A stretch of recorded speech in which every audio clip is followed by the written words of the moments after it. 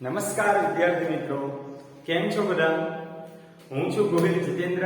આપ લોકોનું ગીતાંજલિ વિદ્યાલય યુટ્યુબ ચેનલમાં હાર્દિક સ્વાગત કરું છું. આજે આપણે ધોરણ 10 વિજ્ઞાન કે જેમાં આપણે પ્રકરણ નંબર 1 રાસાયણિક પ્રક્રિયા અને સમીકરણ માં જે આપણે છેલ્લે રાસાયણિક પ્રક્રિયાઓના પ્રકાર વિશે અભ્યાસ કરી રહ્યા હતા, જેમાં આપણે બે પ્રકાર વ્યવસ્થિત સમજી ગયા છીએ. જેમાં પહેલો હતો સંયોગીકરણ પ્રક્રિયા અને બીજું હતું વિઘટન પ્રક્રિયા. તો આજે આપણે ત્રીજો પ્રકાર ભણશું રાસાયણિક પ્રક્રિયા, અને તે પ્રક્રિયાનું નામ છે વિસ્થાપન પ્રક્રિયા. કઈ પ્રક્રિયા કહેવાય છે બાળકો? વિસ્થાપન પ્રક્રિયા. તો વિસ્થાપન પ્રક્રિયા કોને કહેવાય તેની આપણે હવે વિગતવાર સમજૂતી મેળવીએ. તો વિસ્થાપન પ્રક્રિયા કોને કહેવાય? તો કે જે રાસાયણિક પ્રક્રિયામાં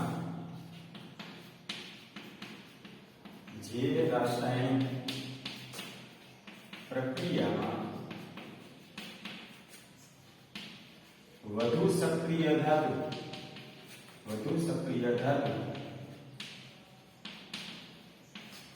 ઓછી સક્રિય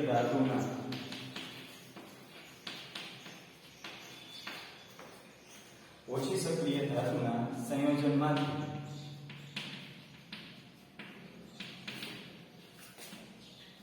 દૂર કરે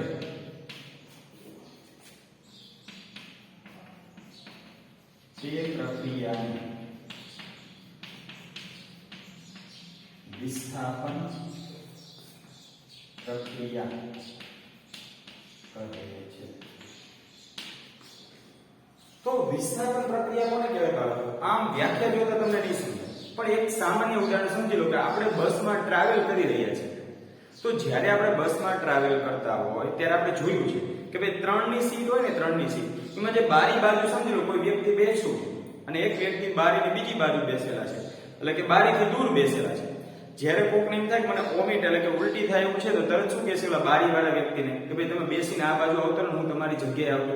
તો આ જે જગ્યાની અદલા બદલી રહે ને બાળકો, જગ્યાની અદલા બદલી, એ એક પ્રકારનું વિસ્થાપન કેવું કહેવાય. શું કેવું કહેવાય બાળકો? એક પ્રકારનું વિસ્થાપન. તો આમાં પણ એવું જ છે. શું એની વ્યાખ્યા છે કે જે રાસાયણિક પ્રક્રિયામાં વધુ સક્રિય ધાતુ, તો બાળકો પહેલા સક્રિય ધાતુ કોને કહેવાય એ ખબર પડતી હોય છે, સક્રિય અને ઓછી સક્રિય. તો સક્રિય કોને કહેવાય બાળકો? સક્રિય ધાતુ અથવા સક્રિય તત્વ કોને કહેવાય? તો કે એવા તત્વ કે જે હંમેશા કોક ને કોક તત્વ સાથે સંયોજાયેલા રહે, જેમ કે સોડિયમ છે, પોટેશિયમ છે. સૌથી વધુ સક્રિય ધાતુ કઈ આવશે બાળકો? પોટેશિયમ. પછી કઈ આવશે? સોડિયમ. પછી કઈ આવશે? કેલ્શિયમ. પછી કઈ આવશે? મેગ્નેશિયમ. તો આ બધી શું છે? તો કે સક્રિય ધાતુઓના ઉદાહરણ આપેલા છે. સૌથી વધુ સક્રિય પોટેશિયમ અને સોડિયમ છે. આ એટલી બધી સક્રિય ધાતુ છે બાળકો કે એને હવામાં પણ ખુલ્લી નથી રખાતી. જો તેને તમે હવામાં ખુલ્લી રાખો તો એ હવા સાથે પણ પ્રક્રિયા આપે, જો તેને પાણીમાં રાખો ને તો પાણી સાથે પણ પ્રક્રિયા આપે. એટલા માટે આ પોટેશિયમ અને સોડિયમને કેમાં રાખવામાં આવે? કેરોસીનમાં રાખવામાં આવે. એટલી બધી સક્રિય ધાતુ છે. તો સક્રિય એટલે ખબર પડશે એવી ધાતુઓ કે જે હંમેશા કોકની સાથે રાસાયણિક પ્રક્રિયા કરી લેતી હોય, એટલે કે સંયોજાઈ જતી હોય. કોઈ દિવસ આ શુદ્ધ અવસ્થામાં ચોખ્ખી મળે નહીં. હંમેશા આની કંઈક ને કંઈક અશુદ્ધિ જોડાયેલી જશે, કારણ કે એટલી બધી સક્રિય છે ને કે કોકની સાથે જોડાઈ જાય, રાસાયણિક પ્રક્રિયા આપી.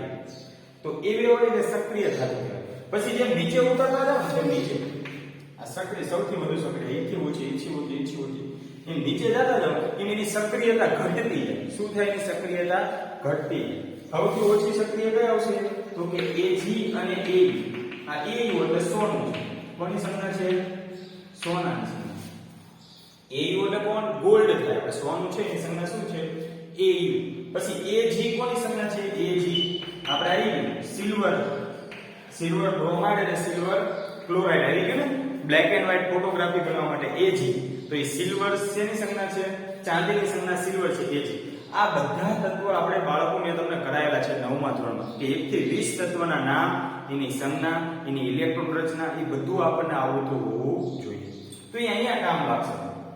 તો વધુ સક્રિય અને ઓછી સક્રિયમાં ખબર પડશે. વધુ સક્રિય કોને હોય સમજી લો. આપણે કોઈ બગીચામાં ગયેલા છે, ચાલો આપણે ઉદાહરણ લઈએ. આપણે કોઈ બગીચામાં ગયેલા છે. હવે બગીચામાં આપણે હિંચકો છે, તો હિંચકામાં સમજી લો કે એક વ્યક્તિ હિંચકા ખાય છે, બરોબર. અને કોક એવો માથા ભારે માણસ આવે ને થોડો પહેલવાન માણસ કે જે સૌથી વધુ બળશાળી હોય, એમ કે હાલે હેઠે ઉતારી અને આપણે હેઠે ઉતારી દે, તો એ ક્યારે આવું શક્ય બને? અને આપણી જગ્યા લઈ લે ત્યારે એવું ક્યારે શક્ય બને? કારણ કે વધુ બળવાન, વધુ સક્રિય, એટલે આપણે એને ડર લાગશે, એટલે આપણે નીચે ઉતરી જશું ને આપણી જગ્યાએ કોણ બેસી જશે? એ બેસી જશે. તો એની જેવું જ કંઈક આમાં છે કે આમાં વધુ સક્રિય ધાતુ હશે ને એ ઓછી સક્રિય ધાતુનું સંયોજન, એનું દ્રાવણ હશે ને છતાં એના દ્રાવણમાંથી દૂર કરી દેશે, બરોબર. એ પ્રક્રિયાને વિસ્થાપન પ્રક્રિયા કહેવાય. ચાલો આપણે જોઈએ, જરા સમજીએ. એક ઉદાહરણ લઈએ એટલે તમને સમજાઈ જશે બાળકો. જો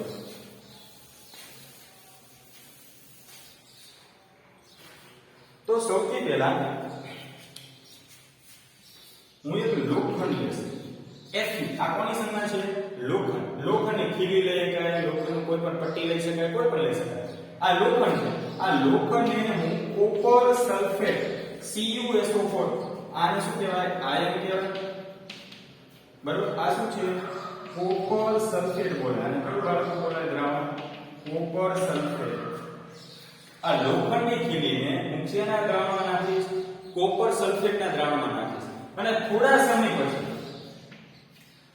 સમય પછી મને શું જોવા મળશે? તો કે જ્યારે આયનને હું કોપર સલ્ફેટના દ્રાવણમાં નાખીશ ને, તો આમાં આ બે ધાતુ છે, એક આ લોખંડ અને આ કોપર, એ બે જ ધાતુ છે. તો આ બે માંથી જે વધુ સક્રિય છે ને, વધુ સક્રિય, એ ઓછા સક્રિયને દૂર કરી દેશે. તો આ બે માંથી કોણ વધુ સક્રિય છે? તો કે નિપજ તમે જુઓ ત્યારે ખબર પડે. આ બે વચ્ચે રાસાયણિક પ્રક્રિયા થઈને આવી નીચે નિપજ મળે, FeSO4 Cu છૂટું પડે.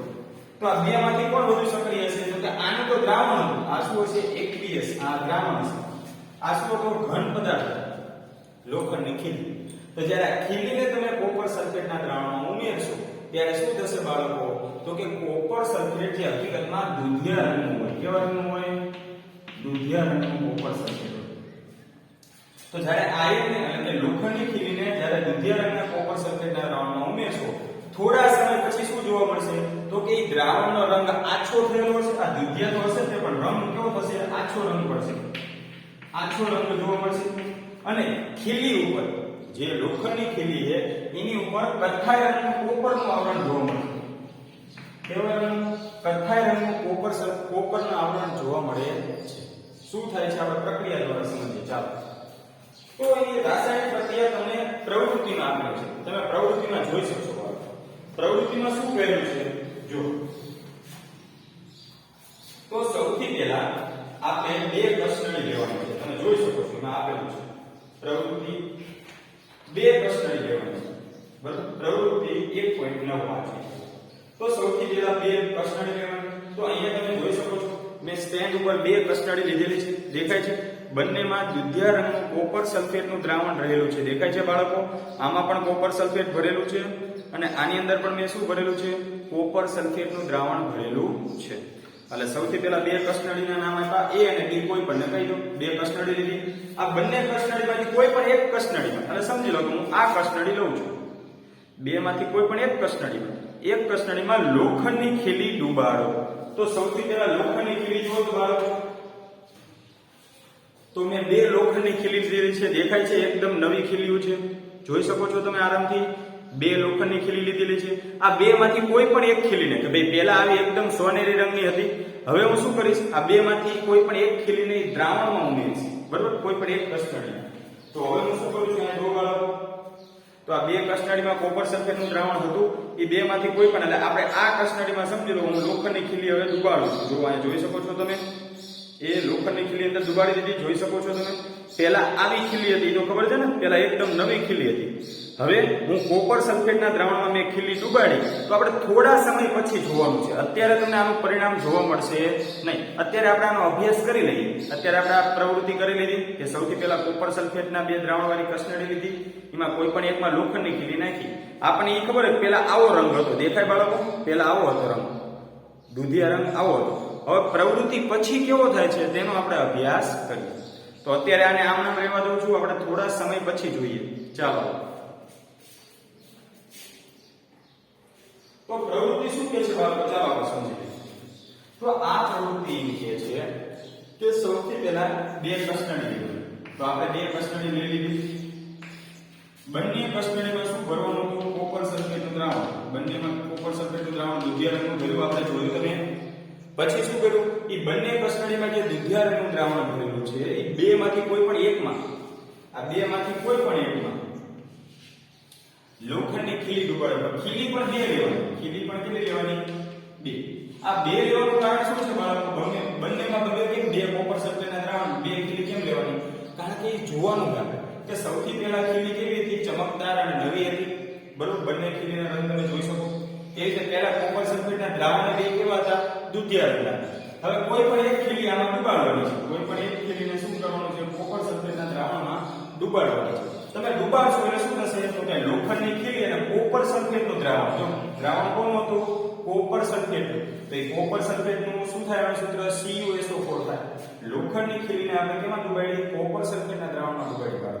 એટલે શું થશે? એમાં વિસ્થાપન પ્રક્રિયા થશે. વિસ્થાપન પ્રક્રિયા એટલે શું? તો કે જે વધુ સક્રિય ધાતુ છે ને એ ઓછી સક્રિય ધાતુનું જે દ્રાવણ છે ને એમાંથી તેને દૂર કરવું છે. તો આમાં શું થશે? તમે આ જોઈ શકો છો. આ નકરું Fe હતું, પણ આ નિપજમાં જો તો Fe આ જોડાઈ ગયું. Cu ની જગ્યાએ કોઈ લઈ લીધી? Fe લઈ લીધી. Cu શું થઈ ગયું? દૂર થઈ ગયું, નિપજમાં મુક્ત થઈ ગયું. તો આ બેમાંથી વધુ સક્રિય કોણ હશે? તો કે આ લોખંડ એ વધુ સક્રિય છે. લોખંડ શું છે? વધુ સક્રિય. અને આ કોપર કેવી છે? ઓછી સક્રિય ધાતુ છે. કેવી છે? ઓછી સક્રિય છે. એટલા માટે આપણે કહી શકાય કે આ વધુ સક્રિય ધાતુને જ્યારે ઓછા સક્રિય ધાતુના દ્રાવણમાં તમે નાખો ત્યારે શું થશે? તો કે આ જે ઓછી સક્રિય ધાતુ છે એ દૂર થઈ જશે. અને એનું સ્થાન કોણ લેશે? એનું સ્થાન, તો કે એનું સ્થાન કોણ લેશે? આ Fe લેશે. એકબીજાના સ્થાન શું થઈ જશે? બદલાઈ જશે. તો આ વિસ્થાપન કેવું કહેવાય? જે રાસાયણિક પ્રક્રિયામાં વધુ સક્રિય ધાતુ ઓછી સક્રિય ધાતુના સંયોજનમાંથી એને દૂર કરી દે, એ દૂર કરવાની જે પ્રક્રિયા ને બાળકો, એને શું કહેવાય? વિસ્થાપન પ્રક્રિયા કહે છે. યાદ રહેશે બાળકો? આમાં શું થાય છે? આપણે હમણાં પ્રવૃત્તિમાં જે આપણે જોયું છે, આપણે અત્યારે જે પ્રેક્ટિકલ કર્યું છે એનું અવલોકન હમણાં થોડા સમય પછી આપણે કરશું. એમાં શું જોવા મળે કે હકીકતમાં કથ્થાઈ રંગ જોવા મળે છે ખીલી ઉપર, તો આપણે જોઈ શકશું કે એમાં તમને કથ્થાઈ રંગનું આવરણ ખીલી ઉપર જોવા મળે છે. અને દુધિયા રંગ કેવો થઈ જશે? આછો રંગ બની જશે. જે દુધિયા રંગનું કોપર સલ્ફેટનું દ્રાવણ હતું એ કેવું થઈ જશે? આછું બની જશે. એ આપણે હવે જોઈએ. હજી આવા બીજા ઘણા ઉદાહરણ છે કે જેમાં વિસ્થાપન પ્રક્રિયા જોવા મળે. કયા કયા? તો જો આપણે આપેલા છે. એક આપેલું છે કે ઝીંકના ટુકડાને કોપર સલ્ફેટના દ્રાવણમાં ઉમેરવા. કેમાં? ટુકડો શેનો લેવાનો? ઝીંકનો. નાખવાનું કેમાં? કોપર સલ્ફેટના દ્રાવણમાં. તો કઈ પ્રક્રિયા થશે? તો કે જ્યારે તમે ઝીંકના ટુકડાને કોપર સલ્ફેટના દ્રાવણમાં નાખશો તો કઈ પ્રક્રિયા બને? ZnSO4 વત્તા શું છૂટું પડે? Cu. તો આ પ્રક્રિયા ઉપરથી જ કહીએ કે વધુ સક્રિય કોણ અને ઓછી સક્રિય કોણ. તો અહીંયા ખબર પડે કે ઝીંકના ટુકડાને કોપર સલ્ફેટના દ્રાવણમાં નાખ્યું તો આ કોપર અને ઝીંક આ બે ધાતુ છે, બેમાંથી કોણ વધુ સક્રિય કહેવાય? તો આ નિપજમાં જોવો એટલે ખબર પડે કે આ Cu હતો ને એની જગ્યાએ કોઈ લઈ લીધી? Zn લઈ લીધી. કોઈ લઈ લીધી? Zn. અને Cu ને શું કરી દીધું? દૂર કરી દીધું. તો આ પ્રક્રિયા પણ કેવી છે? વિસ્થાપન પ્રક્રિયા. આમાં વધુ સક્રિય ધાતુ કોણ હશે? ઝીંક. અને ઓછી સક્રિય ધાતુ કોણ હશે? કોપર. તો આ પણ વિસ્થાપન પ્રક્રિયા છે. હજી બીજી પણ વિસ્થાપન પ્રક્રિયા આપેલી છે લેડ વાળી. કે તમે લેડના ટુકડાને કોપર ક્લોરાઇડના દ્રાવણમાં નાખો. એ તમે બાળકો ચોપડીમાં ત્રીજી રાસાયણિક પ્રક્રિયા જોઈ શકશો. આ રહ્યા કે લેડના ટુકડા લેવાના, એને કોપર ક્લોરાઇડ CuCl2 કોપર ક્લોરાઇડના દ્રાવણમાં નાખવાના. તો શું થશે? તો કે લેડના ટુકડાને કોપર ક્લોરાઇડના દ્રાવણમાં નાખશો તો કોપર છૂટું પડશે અને બનશે શું? PbCl2 વત્તા શું છૂટું પડે? કોપર છૂટું પડે. તો આમાં પણ તમે કહી શકો કે આ બેમાંથી કોણ વધુ સક્રિય હશે? તો કે ભાઈ કોપર કરતા લેડ જે વધુ સક્રિય છે, કારણ કે એનું સ્થાન કોણ લે છે? લેડ લે લે અને કોપર છૂટું પડે. તો જે રાસાયણિક પ્રક્રિયામાં વધુ સક્રિય ધાતુ, આમાં કોણ વધુ હતી? તો આ Fe વધુ હતી, ઝીંક વધુ હતી, લેડ વધુ હતી. જે રાસાયણિક પ્રક્રિયામાં વધુ સક્રિય ધાતુ, આ ત્રણે પણ વધુ સક્રિય ધાતુ એ શું કરતા હતા? તો કે ઓછી સક્રિય ધાતુના સંયોજનમાંથી, ઓછી સક્રિય ધાતુનું સંયોજન કોપર સલ્ફેટનું, કોપર ક્લોરાઇડ, આવી ઓછી સક્રિય ધાતુના સંયોજનમાં દૂર કરી દે. તો આમાં એને અહીંયા નિપજમાં જો તો એ દૂર થઈ જશે. તો દૂર કરી દે તે પ્રક્રિયાને શું કહેવાય? વિસ્થાપન પ્રક્રિયા કહે છે. બાળકો સમજાશે વિસ્થાપન પ્રક્રિયા કોને કહેવાય? તો કે જે રાસાયણિક પ્રક્રિયામાં વધુ સક્રિય ધાતુ ઓછી સક્રિય ધાતુના સંયોજનમાંથી એને દૂર કરી. આમાં ન ખબર પડે ખાલી આવું રાસાયણિક સમીકરણ આપ્યું તો તમને ખબર પડી જાય કે કોણ વધુ સક્રિય અને કોણ ઓછી સક્રિય. તમારે આ જોવાનું કે ઝીંક એકલું હતું અને આ કોપર હતું. આ ઝીંકની આ કોપરની જગ્યાએ કોઈ લઈ લીધી, ઝીંકે લીધી જો તો ZnSO4 બન્યું નિપજમાં અને કોપર છૂટું પડ્યું. તો આને દૂર કરી દીધું એનો મતલબ આ વધુ સક્રિય છે ને, આને દૂર કરી દીધું. એની જગ્યાએ કોઈ લઈ લીધી, ઝીંકે લઈ લીધી. તો આ વધુ સક્રિય છે, આ કેવું છે, ઓછું સક્રિય છે. તો વિસ્થાપન પ્રક્રિયા કોને કહેવાય? તો કે જે રાસાયણિક પ્રક્રિયામાં વધુ સક્રિય ધાતુ ઓછી સક્રિય ધાતુને એના સંયોજનમાંથી શું કરી દે, દૂર કરી દે. એ પ્રક્રિયાને શું કહેવાય? વિસ્થાપન પ્રક્રિયા કહેવાય. અને એમાં આપણે આ સમીકરણ ખાસ યાદ રાખશું, લોખંડની થેલી વાળું, જે આપણે પ્રેક્ટિકલ પણ કરેલો છે. હમણાં આપણે એનું અવલોકન પણ જોવાના છે. તો શું હતું? તો કે લોખંડની થેલીને તમે કોપર સલ્ફેટના દ્રાવણમાં ઉમેરશો તો શું થશે? તો કે નિપજમાં FeSO4 એટલે કે આયર્ન સલ્ફેટ બનશે.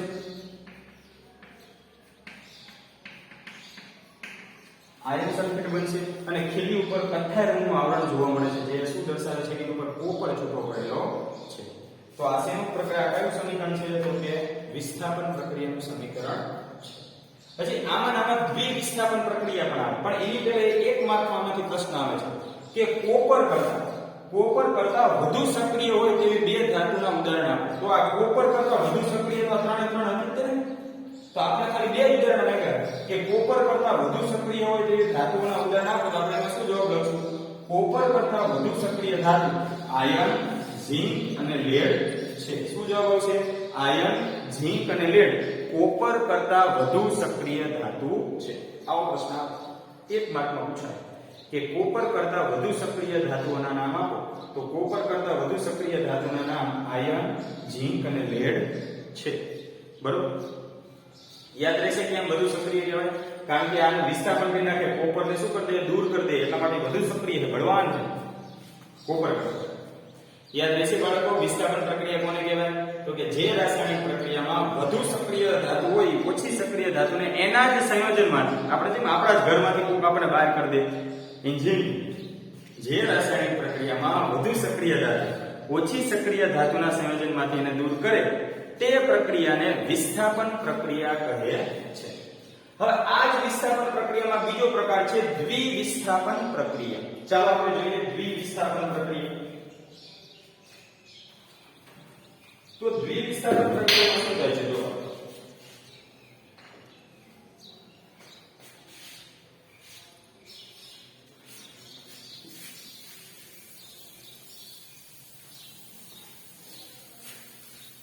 સમજાશે બાળકો, વિસ્થાપન પ્રક્રિયા કોને કહેવાય? જો આ પાઠમાંથી એક મોટો પ્રશ્ન આવશે કે આ પ્રક્રિયા એટલે શું અને તેનું ઉદાહરણ આપી સમજાવો. એટલે કે સંયોગીકરણ પ્રક્રિયા એટલે શું, ઉદાહરણ આપી સમજાવો. કાં તો વિઘટન પ્રક્રિયા એટલે શું, ઉદાહરણ આપી સમજાવો. અથવા તો વિસ્થાપન પ્રક્રિયા એટલે શું, ઉદાહરણ આપી સમજાવો. આવા પ્રશ્ન આવશે. ચાલો આપણે જોઈએ દ્વિવિસ્થાપન પ્રક્રિયા. તો દ્વિવિસ્થાપન પ્રક્રિયા કોને કહેવાય? અહીંયા આપણે ખાલી દ્વિ લગાડવાનું છે. આપણે શું લગાડવાનું છે? દ્વિ. દ્વિવિસ્થાપન પ્રક્રિયા કોને કહેવાય? તો કે જે રાસાયણિક પ્રક્રિયામાં પ્રક્રિયકો વચ્ચે આયનોની આપલે થતી હોય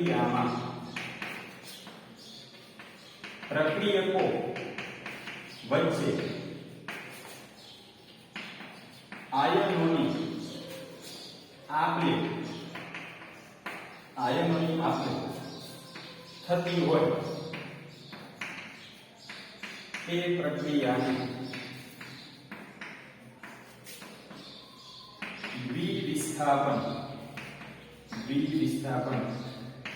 પ્રક્રિયા કહે છે.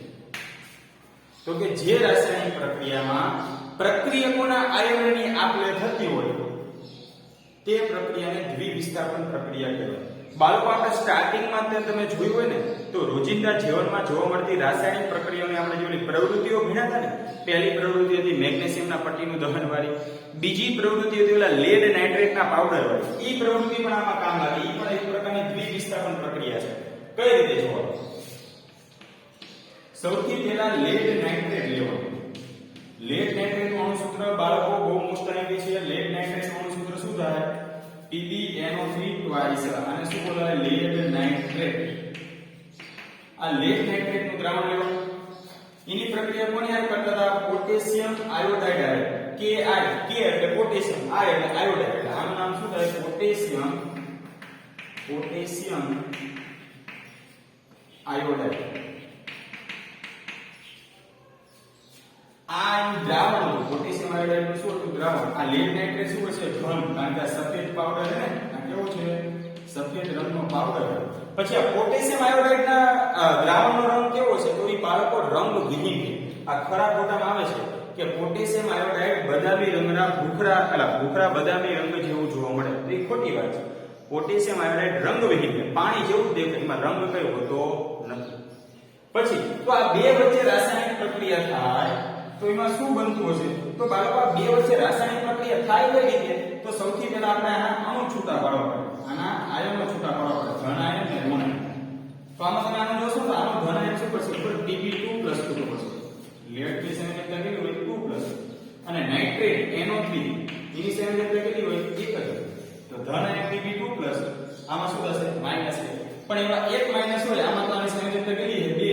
2+ હોય 2 માઈનસ હોય ને, એટલા માટે એમાં કેટલા આયન લેવામાં આવે? NO3 ના, એટલા માટે 2 આયન લેવામાં આવે. હવે આના ભાગ પાડશો શું થશે? K+ અને I શું હશે? માઈનસ. આ રીતે આના ધન અને ઋણ આયન છૂટા પડે. હવે આપણે વ્યાખ્યા શું કહેતા હતા? વ્યાખ્યા કોને દ્વિવિસ્થાપન પ્રક્રિયા કહેવાય? તો કે જે રાસાયણિક પ્રક્રિયામાં પ્રક્રિયકો વચ્ચે આયનોની આપ-લે થાય. તો પ્રક્રિયકો, આ તીરની ડાબી બાજુ પ્રક્રિયકો હતા. કોની વચ્ચે પ્રક્રિયા થતી હતી? આ બે વચ્ચે છે ને, લેડ નાઇટ્રેટ અને પોટેશિયમ આયોડાઇડ વચ્ચે પ્રક્રિયા થતી હતી. તો શું થશે? પ્રક્રિયકો વચ્ચે આયનોની આપ-લે. આયનો એટલે કે આનો જે ધન આયન રહ્યો, આનો ધન આયન ઈ આના ઋણ આયન સાથે જોડાય. કોની સાથે જોડાય? એના ઋણ આયન સાથે. તો શું બનશે? Pb અને I જોડાય. તો Pb કેટલા છે? 2+ અને I ખાલી કેટલો છે? એક જ માઈનસ છે. તો એવા કેટલા I લેવા પડે? 2 લેવા પડે. એટલા માટે પહેલી નિપજ શું મળશે? PbI2.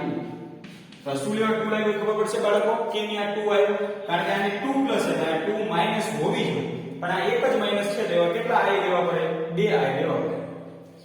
પછી તો આનો ધન આયન આના ઋણ આયન આવે, અને એવી જ રીતે આનો જે ધન આયન છે એ કોની સાથે જોડે છે? આના ઋણ આયન સાથે. તો KNO3 વત્તા શું થવું પડશે? KNO3. તો આ જે રાસાયણિક પ્રક્રિયા છે આને શું બોલે છે? લેડ આયોડાઇડ બોલે. આને શું બોલે છે બાળકો? Lead iodide. અને આ એક પ્રકારના અવક્ષેપ છે. શું છે? અવક્ષેપ. અને કેવા રંગના હશે? તો કે પીળા રંગના. કેવા રંગના હશે બાળકો? પીળા રંગના હશે. કેવા રંગના? પીળા રંગના. પ્રશ્ન આવે છે કે લેડ આયોડાઇડના અવક્ષેપ કેવા રંગના જોવા મળે? તો કે પીળા રંગના. બરોબર. અને વત્તા શું છૂટું પડે? Potassium nitrate. આને શું બોલાય? પોટેશિયમ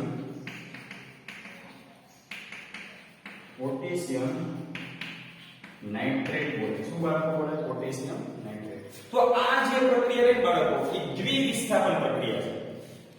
દ્વિવિસ્થાપન અને ખાલી વિસ્થાપનમાં શું બાળકો ફેર પડે? દ્વિવિસ્થાપનમાં શું થશે? પ્રક્રિયકોના આયનો વચ્ચે આપ-લે થઈ જાય. બરોબર? કે આનો ધન આયન અને ઋણ આયન સાથે જોડાઈ ગયો, આનો ધન આયન આ પહેલા પ્રક્રિયકના ઋણ આયન સાથે જોડાયેલું થયું ને. જો આયનોની શું થઈ? આપ-લે થઈ. બરોબર? તો જે રાસાયણિક પ્રક્રિયામાં પ્રક્રિયકો વચ્ચે આયનોની આપ-લે થતી હોય તો તે પ્રક્રિયાને શું કહેવાય? દ્વિવિસ્થાપન પ્રક્રિયા કહે છે. કેવી પ્રક્રિયા કહેવાય બાળકો? દ્વિવિસ્થાપન પ્રક્રિયા કહેવાય. તો આ સમીકરણ તમે બેઠે બેઠે લખી શકો છો, અથવા તો ચોપડીમાં પણ તમને સોડિયમ સલ્ફાઇડ વાળું આપેલું છે Na2SO4 ઈ પણ લખી શકાય. ચાલો આપણે ઈ પણ જોઈએ કે સોડિયમ સલ્ફેટ લેવાનું Na2SO4 અને સોડિયમ સલ્ફેટ બોલાય. એને કોના દ્રાવણમાં નાખવાનું? બેરિયમ ક્લોરાઇડ ના દ્રાવણમાં નાખવાનું. જો તો બાળકો બેરિયમ ક્લોરાઇડ લીધું હોય BaCl2, કોના દ્રાવણમાં નાખવાનું? બેરિયમ ક્લોરાઇડ ના દ્રાવણમાં નાખવાનું. તો શું થશે? તો બસ આના આયનો તમને ખબર પડતા હોય, એના ભાગ પાડતા આવડતું હોય. આમાં શું થશે? Na+ અને SO4 કેવો હોય? 2- હોય. તો આ 2- હોય તો 2+ હોય ને, પણ 2+ નો થાય. કેટલા સોડિયમ લેવા પડે? આવા 2 સોડિયમ. એટલે ખબર થાય. હવે આના ધન આયન શું છૂટા પડશે? Ba2+. આના શું પડશે? Ba2+. અને ક્લોરીન શું છે? ખાલી Cl-. આના 2+ છે તો આના 2- હોવા જોઈએ, પણ નથી થતા એટલે 2 ક્લોરીન લીધેલા. હવે શું થશે? આમાં દ્વિવિસ્થાપન પ્રક્રિયા કઈ રીતે થશે? તો કે આનો જે ધન આયન રહ્યો એ આના ઋણ આયન સાથે જોડાય એટલે Na અને Cl ભેગું બીજી નિપજ કઈ બનશે બાળકો? તો કે આનો ધન આયન I2 પ્લસ છે, આનો ઋણ આયન I2 માઈનસ છે, સીધું જ બે જોડાઈ જશે, BaSO4 બનશે, BaSO4. એટલે આનું નામ શું થશે? સોડિયમ ક્લોરાઇડ, અને આનું નામ શું થશે? Barium sulphate. શું બોલાશે? Barium sulphate. તો આ પણ એક પ્રકારની કેવી પ્રક્રિયા છે? દ્વિવિસ્થાપન પ્રક્રિયા છે. કારણ કે આમાં પણ શું થાય છે? આ જે પ્રક્રિયકો છે એના આયનો વચ્ચે શું થાય છે? આવી આપલે થતી હોય છે. તો કે જે રાસાયણિક પ્રક્રિયામાં પ્રક્રિયકો વચ્ચે આયનોની આપલે થતી હોય તો તે પ્રક્રિયાને દ્વિવિસ્થાપન પ્રક્રિયા કહે છે. યાદ રહેશે બાળકો? વિસ્થાપન અને દ્વિવિસ્થાપન પ્રક્રિયામાં શું છૂટું પડે? અને પ્લસ આમાં અવક્ષેપ છૂટા પડતા. દ્વિવિસ્થાપન પ્રક્રિયા છે ને બાળકો, એમાં અવક્ષેપ છૂટા પડે. જ્યારે વિસ્થાપન પ્રક્રિયામાં એવું કંઈ છૂટું પડતું હોતું નથી. આનો તફાવત છે. આવો એક પ્રશ્ન તમારા હોમવર્કમાં પણ લખી લાવવાનો છે કે વિસ્થાપન અને દ્વિવિસ્થાપન પ્રક્રિયા વચ્ચેનો તફાવત સમજાવો. આવો આપણે એક સ્વાધ્યાયમાં પ્રશ્ન છે. કેટલામો છે એ કહી દો.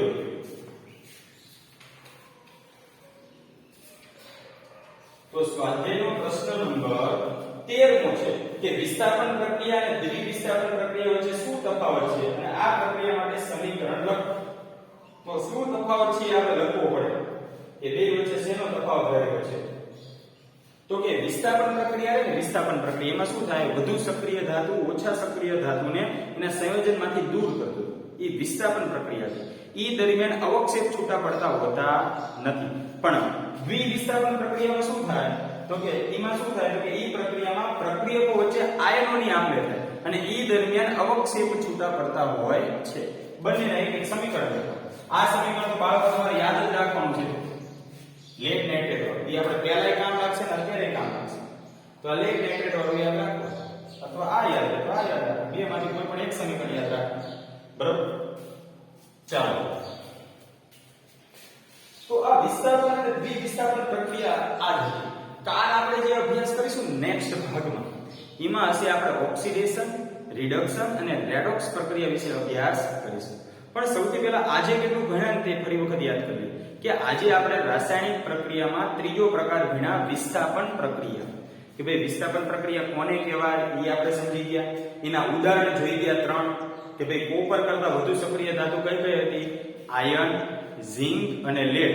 આ ત્રણેય ધાતુ એવી છે કોપર કરતા વધુ સક્રિય છે. બરોબર? અને બીજો પ્રકાર જોઈ ગયા દ્વિવિસ્થાપન પ્રક્રિયા. કે એમાં કોને કહેવાય? કે જે રાસાયણિક પ્રક્રિયામાં પ્રક્રિયકો વચ્ચે આયનોની આપલે થતી હોય તે પ્રક્રિયાને શું કહેવાય? દ્વિવિસ્થાપન પ્રક્રિયા કહે છે. બાળકો ન સમજાય તો પ્લીઝ કોમેન્ટ કરશો અને પ્રશ્ન અમને પૂછશો કે ભાઈ આમાં સર શું કરવાનું અથવા આ સમજાણું નહીં. બરોબર? આજનું હોમવર્ક તમારે શું કરવાનું છે? તો કે સ્વાધ્યાયનો પ્રશ્ન નંબર 13 નો હોમવર્કમાં કરવાનું છે. અને હવે અત્યારે આપણે શું જોઈશું બાળકો? તો કે છેલ્લે આપણે એવું જોઈ ગયા જ્યારે આપણે સ્ટાર્ટ કર્યું ત્યારે વિસ્થાપન પ્રક્રિયામાં આપણે પ્રેક્ટિકલ કર્યું હતું કે ભાઈ ઓલા કોપર સલ્ફેટની બે કસ્ટડી લીધી હતી, દુધિયા રંગ ભરેલી. એમાંથી એક કસ્ટડીમાં મેં શું નાખ્યું હતું? લોખંડની ખીલી નાખી હતી. એટલે કે આપણે વિસ્થાપન પ્રક્રિયા કરી હતી. આપણે જોઈ લઈએ એનું કેવું પરિણામ મળે છે. ચાલો.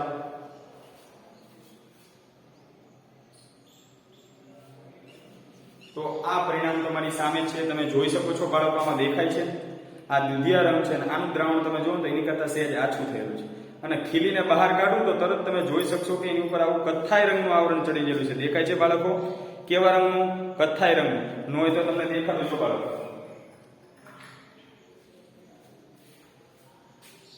હકીકતમાં આપણી પાસે ખીલી આવી હતી ને અત્યારે કેવી ખીલી થઈ ગઈ છે? આવી થઈ ગઈ. દેખાય છે બાળકો આમાં તમને એકદમ સ્પષ્ટ? તો આની ઉપર જે આ કથ્થાઈ રંગનું જે આવરણ ચડ્યું છે, આ કથ્થાઈ રંગનું, એ શેનું છે બાળકો? તો કે કોપરનું દ્રાવણ હશે. શેનું દ્રાવણ? એટલે શેનું આવરણ હશે? કોપરનું. હોય તો આપણે વિસ્થાપન પ્રક્રિયા ફરી વખત કરવી. શું કર્યું હતું સૌથી પહેલા? તો કે મેં લોખંડની ખીલી લીધી હતી, Fe. એને શેમાં નાખ્યું હતું? કોપર સલ્ફેટના દ્રાવણમાં નાખ્યું હતું. કોપર સલ્ફેટનું દ્રાવણ કેવું હતું? દુધિયા રંગનું હતું, પણ એનો રંગ બદલાઈ જશે. બરોબર? તો આ લોખંડની ખીલીને જ્યારે કોપર સલ્ફેટમાં નાખ્યું ત્યારે શું થયું? તો કે FeSO4 વત્તા Cu. આ જે Cu રહ્યું ને ક્યાં જોવા મળશે? ખીલી ઉપર કથ્થાઈ રંગ સ્વરૂપે જોવા મળે. તમને ન હોય તો આમ કરીને આમ દેખાડો તો ખબર પડે બાળકો. દેખાય આંગળી ઉપર લાગેલું છે તે? તો આ જે આ દેખાય ને એકદમ તમને આમ કણકણી વાળું દેખાય તો એ કોપર છે. આની ઉપર લાગેલું શું છે? કોપર જોડાયેલું છે. તો આ વિસ્થાપન પ્રક્રિયા આપણે પ્રેક્ટિકલ દ્વારા સમજ્યા બાળકો. પ્રેક્ટિકલમાં તો ખબર પડશે ને કે આ રીતે થાય, આવું રીતે થતું હશે. તો આપણે એના પ્રેક્ટિકલ દ્વારા સમજ્યા છીએ. જો આ વિડીયો પસંદ આવે તો પ્લીઝ લાઈક, શેર અને કોમેન્ટ કરવાનું ભૂલશો નહીં. અને બાળકો વિડીયો છેલ્લે સુધી, અંત સુધી જોવાનું રાખો. અધૂરા વિડીયો જોશો એમાં તમને કંઈ જ સમજાશે નહીં. અને યાદ રાખો બાળકો, આ ઓનલાઈન શિક્ષણ છે એ પછી ક્લાસ લેવામાં આવશે નહીં, એટલે આગળથી લેક્ચર ચાલુ થશે. આમાં આપણે પહેલું પ્રકરણ પૂરું કરશું તો હવે નહીં લેવી પહેલું પ્રકરણ આપણે. હવે સીધું જ્યારે તમે સ્કૂલ ચાલુ થશે એટલે તરત બીજું, ત્રીજું પ્રકરણ જ્યાં પહોંચ્યા છો ત્યાંથી આગળ અભ્યાસ ચાલુ થશે. તો આશા રાખું છું આજનો જે વિડીયો વિસ્થાપન પ્રક્રિયા છે એ તમને સમજાઈ ગઈ હશે કે વિસ્થાપન પ્રક્રિયા કોને કહેવાય, દ્વિવિસ્થાપન પ્રક્રિયા કોને કહેવાય. બે વચ્ચેનો ભેદ ખાસ યાદ રાખો. વિસ્થાપન પ્રક્રિયામાં શું થતું હતું તો કે વધુ સક્રિય ધાતુ ઓછા સક્રિય ધાતુના સંયોજનમાંથી દૂર કરે તે પ્રક્રિયા. અને દ્વિવિસ્થાપન પ્રક્રિયા કોને કહેવાય તો કે જે રાસાયણિક પ્રક્રિયામાં પ્રક્રિયકો વચ્ચે આયનોની આપ-લે થતી હોય એ પ્રક્રિયાને દ્વિવિસ્થાપન પ્રક્રિયા કહે છે. અને બંનેના સમીકરણ યાદ રાખો. યાદ રહેશે બાળકો. આમાં જોવા જાઓ તો આમાં રંગ પરિવર્તન પણ થયેલું જોવા મળે, પણ એ તમે જોઈ શકતા નથી. એ બાળકો આ કસનળીનો રંગ બદલાઈ ગયેલો છે, આની અંદર દ્રાવણનો રંગ. જ્યારે આમાં હજી દુધિયા રંગ જ છે. ન હોય તો બંને કસનળી આપણે નજીક રાખીને જોઈ લઈએ. જોઈ શકો છો બે રંગમાં ફેરફાર શું થયેલો છે. આ દુધિયા રંગ જે એમનેમ છે, આનો દુધિયા રંગ કેવો થયો છે, આછો થયો છે. શા માટે? કારણ કે એમાં વિસ્થાપન પ્રક્રિયા જોવા મળેલી છે.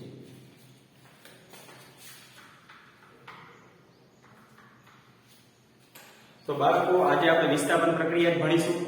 હવે આપણે નેક્સ્ટ ભાગમાં શું ભણીશું? ઓક્સિડેશન, રિડક્શન અને રેડોક્સ પ્રક્રિયાનો અભ્યાસ કરીશું. ત્યાં સુધી જય હિન્દ, જય ભારત.